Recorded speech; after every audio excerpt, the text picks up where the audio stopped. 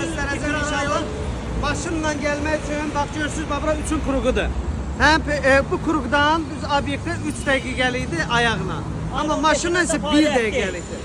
Maşınla deməli baba körpü ki var ha, burayla gedirsiniz bazara çatmamış üzbəyüzdür. Amma ayağına isə hardan gəldi gedə bilər. 5-dən artıq fəaliyyətdir.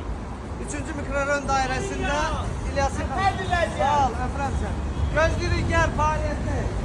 İsti kabab yağlı fəti. İsti kabab yağlı fəti. Doymaq olur yenə gətir. Doymaq olur yenə gətir. Qıllarımı alana bir.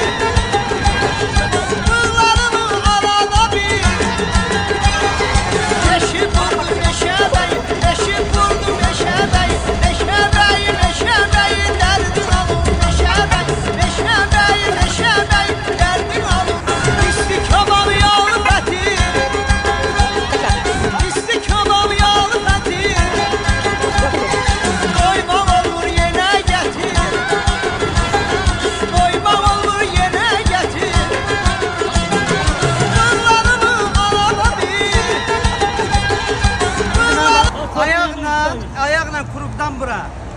Belə yavaş-yavaş gəlsəz 2 dəqiqədir. Maşınla gəlsəz 1 dəqiqə.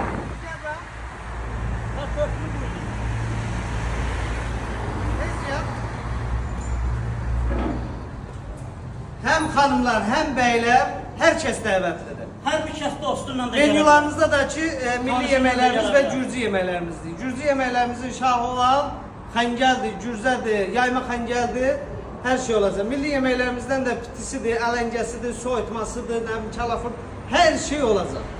Hamımızı gözləyirik Hər xidmətinizə. kəsin 15-dən xidmətdə sizi Ürəyimiz görürük. Sağ ol. Sizi məmnun edirəm.